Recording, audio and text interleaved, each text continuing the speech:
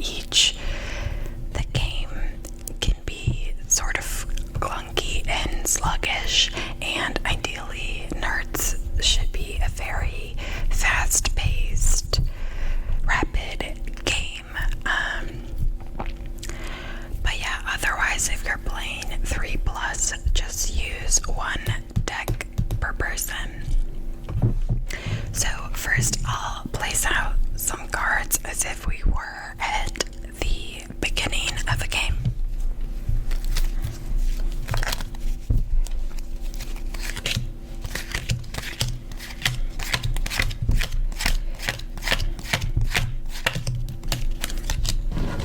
That's nice.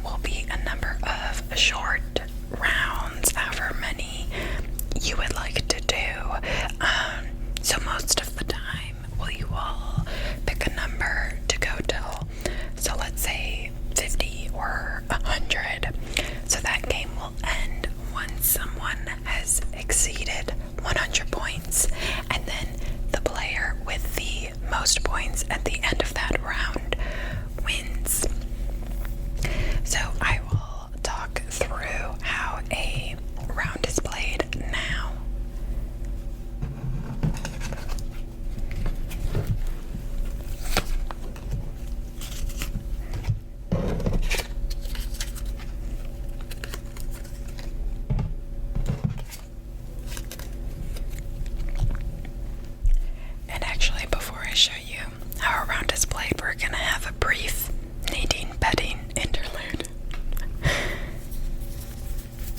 As per her request.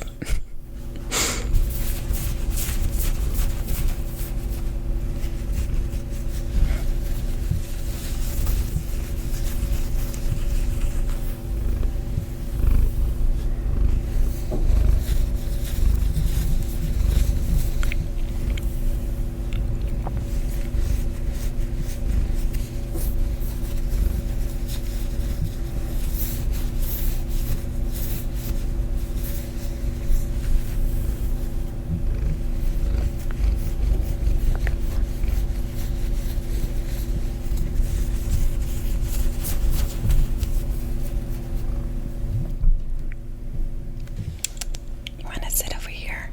Come on.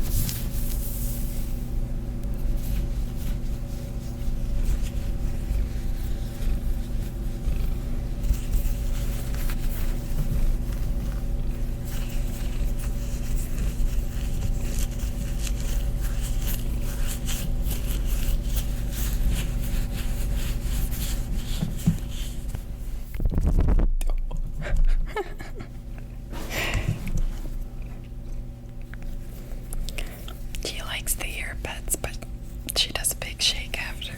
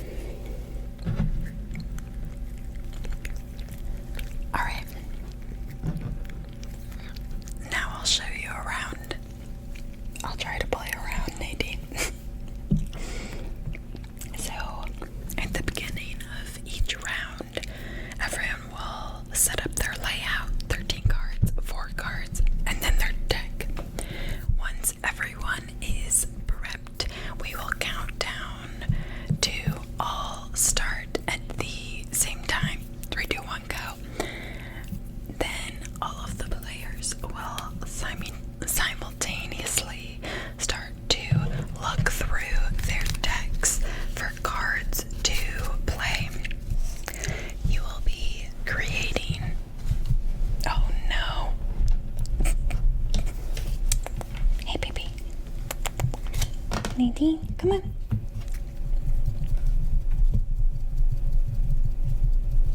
Good girl. So, like you saw earlier, you will be creating all of these piles in the middle, each one starting at an ace and then counting up from there, all of a single suit. These piles in the middle can be played on by any player at any time if they have the correct card available to them. So, same suit, one value up. So at the start of the game, you will be looking through your cards to find aces. And then as the game is in full swing, you'll be keeping your eye on all of the piles to see if you have the next sequential number in the given suit for any of the piles. So there are a few different ways that you can find cards to play, which I'll talk through now. The way that you'll be able to look through your cards is similar to how you would in a solitaire, like the standard phone version of solitaire. So much cat hair on my face. So, starting at the top of your deck, you'll pull off the top 3 cards and flip them all together like this. Then take a look at the top card and see if you can play it. If so, you will play that card and then you will have a new top card which you can then play from, and so on. If you cannot or choose not to play the top cards, you'll just flip another 3, look at that, flip another 3, look at that. So essentially you are able to play the 3rd card, 6th card, 9th card down the line. As you are doing this, it is very important that you are maintaining the sequence of the cards, so they should stay in the same order throughout. Besides the cards that you remove to play them, of course. The reason why this is so important is if you are messy and you're placing your cards down in an unorganized way, this will shuffle up your deck in a way that will actually give you an advantage because you'll be able to see more of a variety of cards. So yeah, just make sure you're being organized so that your deck stays in the same order. The second way you can get more cards visible is with sorry Nadine, is with the laid out cards here. You can play any of the cards that are face up here, including the one that's on top of your Nerts pile. Since you can always have 4 cards off of the stack, if you play a card from there, then you're able to replace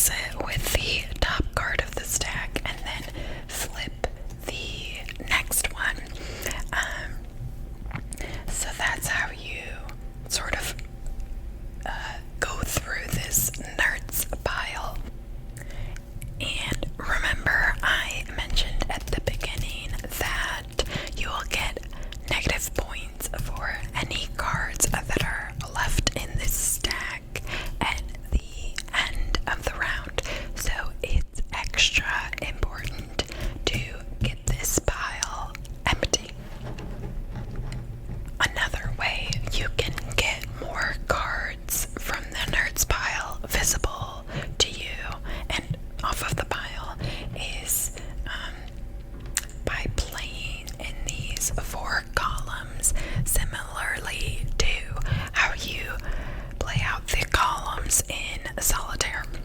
And I'll explain what that means, building off these columns like solitaire, in a second. It's important to keep in mind that if you put cards in these 4 columns here, you won't get to count up those points.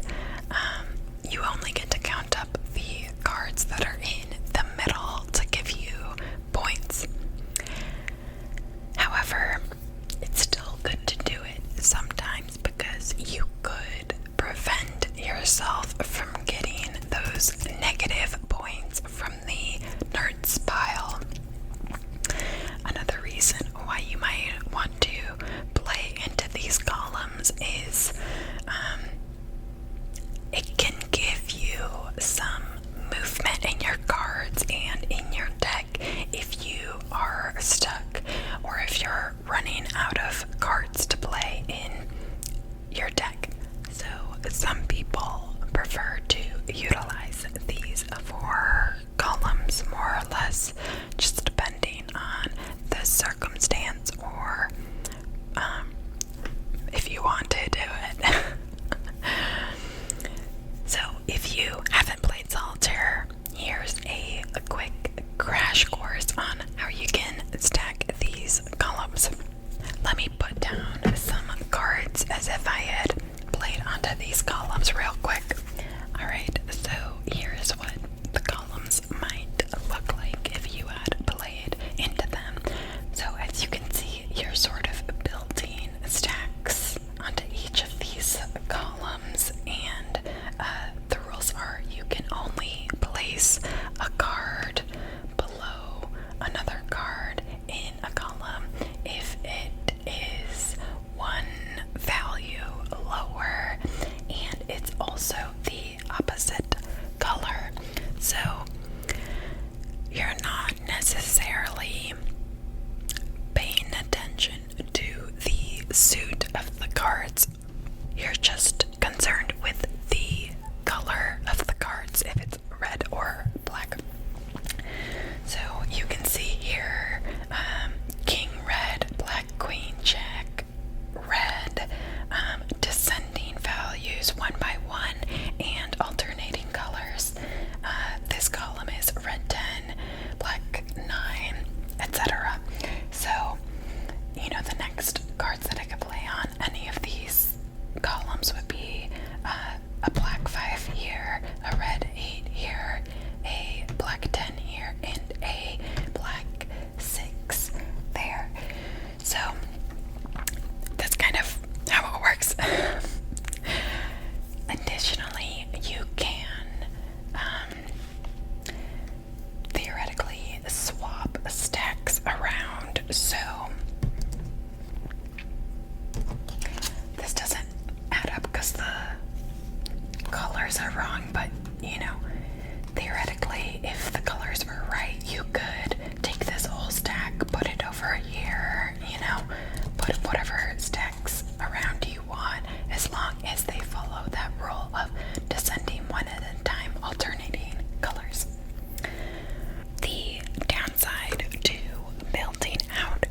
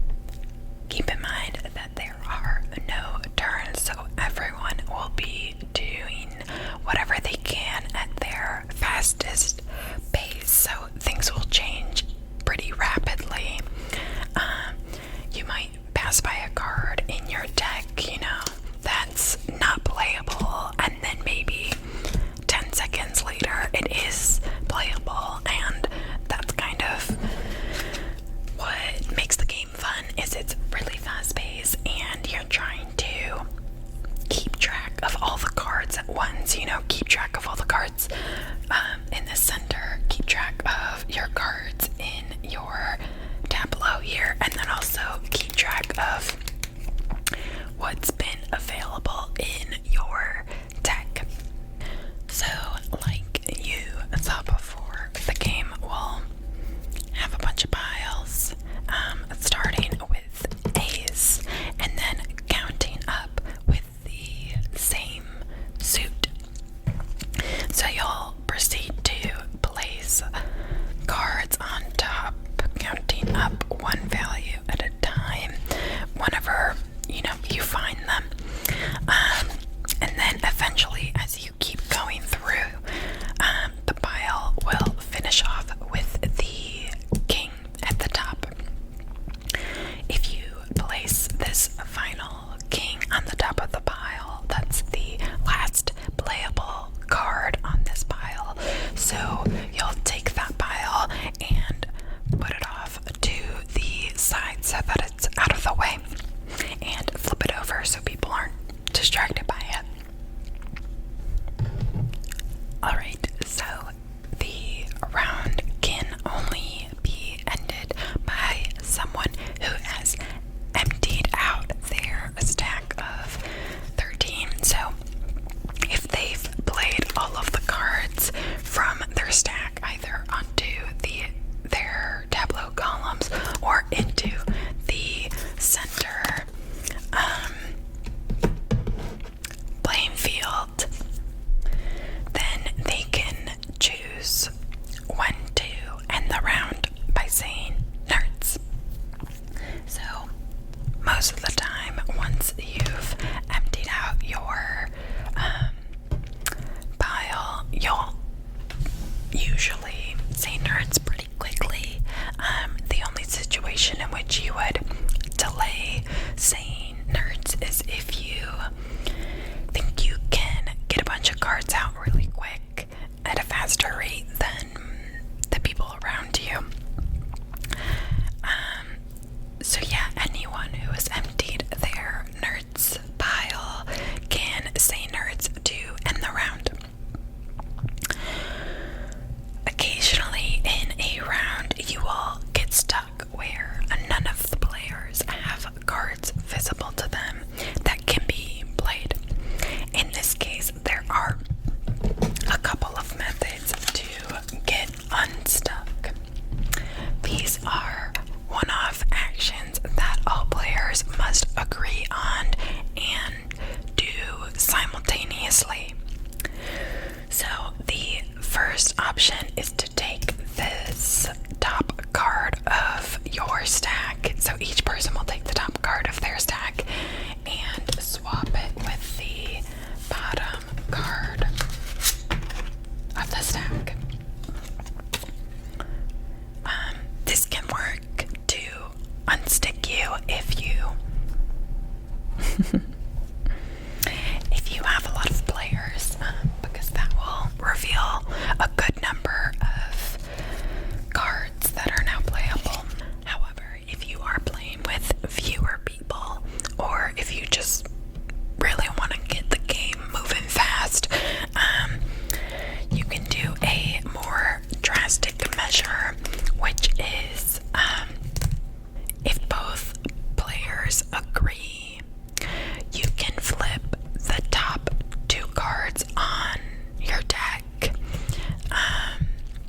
just this one time. So then, as you're going through the rest of the deck, you'll continue flipping threes, and what this will do is it'll show you all new cards from the cards that you've seen the last time you went through your deck. So that's more of a drastic option, but it gets the job done. Those are the two ways you can unstick. But just remember, all of the players have to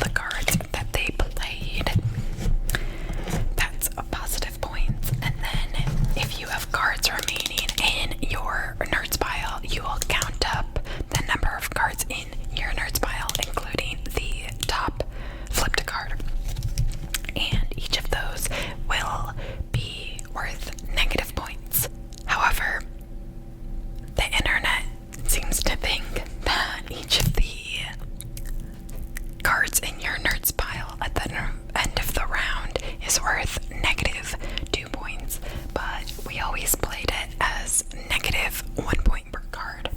So, I mean, you can choose either way. It doesn't make a huge difference, but having it be worth -2 points would prioritize the Nerts deck much more than playing cards with your hand, whereas having it -1, it's less crucial.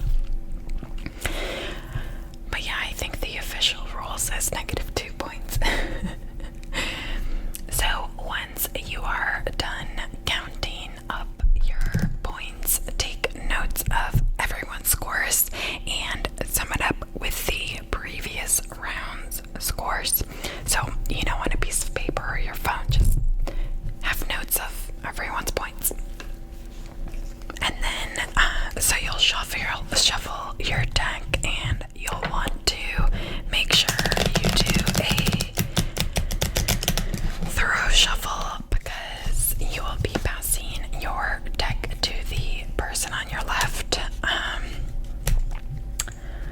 So yeah, do a good shuffle, especially since in this game the cards get sorted throughout the game, so you gotta do a few extra shuffles and cuts.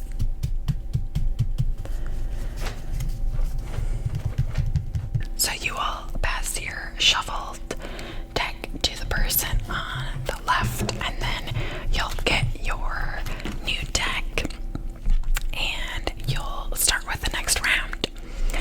So that's how you keep playing round after round until you hit the point goal that you had decided on previously, or until you are bored playing. Then you sum up all the points, and whoever has the most points wins. So that's how you play Nerds. This game is great to play for a quiet moment. Since the game is so simple to do, essentially just counting numbers, it's quick for anyone to learn, even kids.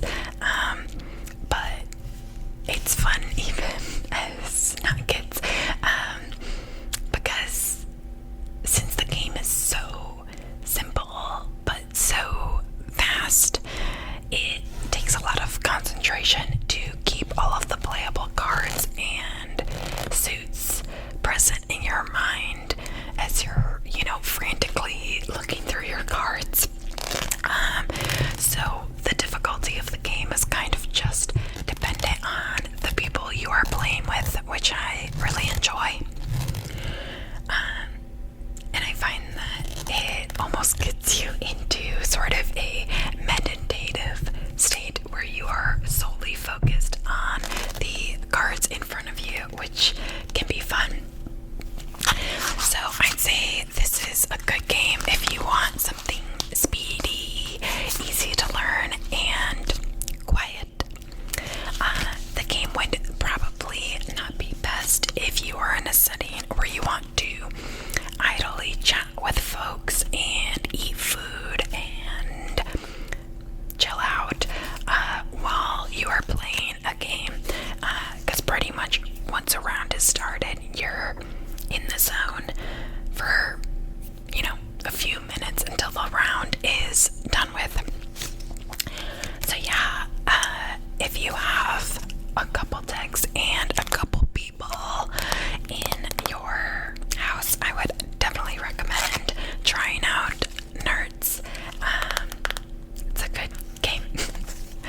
I think I say that at the end of most videos, but